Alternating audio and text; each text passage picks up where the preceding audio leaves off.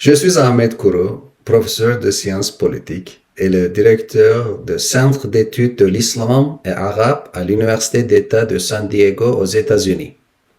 Je remercie les éditions Fenêtre, en particulier son éditeur Mehmet Balsever, et la traductrice Anaïs Massot pour leur excellente publication de mon livre en français, Islam, autoritarisme et sous-développement, une comparaison historique et mondiale. Mon livre a été en origine publié en anglais par Cambridge University Press. Depuis, il a été traduit à plusieurs langues comme arabe, persan, indonésien, malais, bosniaque, néerlandais, ouzbek, kirghiz, ourdou. Et il a reçu un prix de American Political Science Association et il a aussi inclus dans les livres de l'année par Times Literary Supplement. Mon livre pose la question suivante. Pourquoi est-ce que les pays à majorité musulmane ont des niveaux de démocratie et développement socio-économique inférieurs à la moyenne mondiale? Mon ouvrage critiquait les explications qui signaient l'islam comme la cause de cette disparité, car les sociétés musulmanes étaient plus développées socio-économiquement et philosophiquement entre le 8e siècle et le 11e siècle, en comparaison des sociétés européennes de l'Ouest. À ce moment-là, les sociétés musulmanes ont des penseurs et des marchands influents, lorsque l'Europe de l'Ouest ont des clergés orthodoxes de l'Église catholique et l'aristocratie militaire.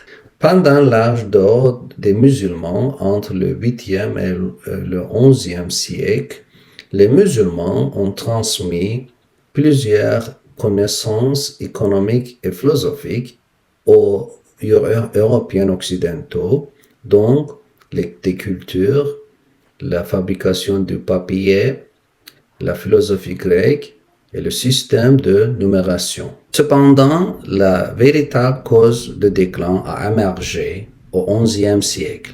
Une alliance entre les ulémas qui étaient les scolaires et la clergé de l'islam orthodoxe et l'État militaire a été émergée.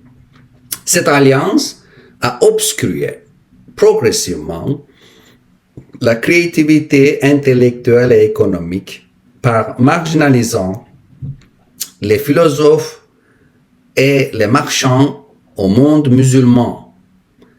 Cela a causé le déclin.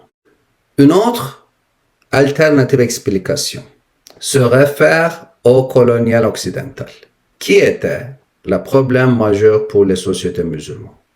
Mais cet argument est également trompeur. Chronologiquement, les problèmes économiques et scientifiques aux sociétés musulmanes ont déjà commencé avant le colonialisme occidental. En tant qu'une comparaison contemporaine, il y a plusieurs des pays postcoloniaux non musulmans d'Asie et d'Amérique latine qui ont réussi la démocratisation ou le développement socio-économique. Enfin et normativement, en mettant l'accent sur le problème du colonialisme, les sociétés musulmanes ne peuvent pas résoudre leurs propres problèmes idéologiques et institutionnels. En bref, mon ouvrage argue que la cause des crises dans les sociétés musulmanes est ni l'islam ni le colonialisme, mais l'alliance entre les ulémas et l'État. Il fait le lien entre son analyse historique et la politique contemporaine par montrant que jusqu'à nos jours, l'alliance entre les oulémas et l'État demeure un frein à la créativité intellectuelle et économique dans le monde musulman. Mon livre défie la perception d'une dichotomie entre les valeurs musulmanes et occidentales. Il refute l'islamophobie et l'anti-occidentalisme. En rapportant les contributions des musulmans à l'Europe occidentale pendant la période médiévale, mon ouvrage démontre que l'intégration des minorités musulmanes aux sociétés occidentales est possible et naturelle. En exposant la diversité et la créativité historique des premières sociétés musulmanes, mon ouvrage appelle à une renaissance dans les sociétés à majorité musulmane qui prendra un système de forme démocratique, méritocratique et ouverte.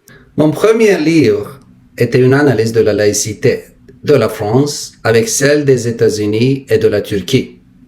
La France est également un cas important pour ce nouveau livre et son analyse des sociétés occidentales. Donc je suis particulièrement heureux de voir la traduction française de mon livre qui touchera non seulement le public français, mais aussi les lecteurs francophones du reste de l'Europe, de l'Afrique du Nord, de l'Afrique de l'Ouest et d'Amérique du Nord. La version originale et les traductions de mon livre ont suscité de nombreux débats publics. J'espère que cette traduction française va causer également un débat productif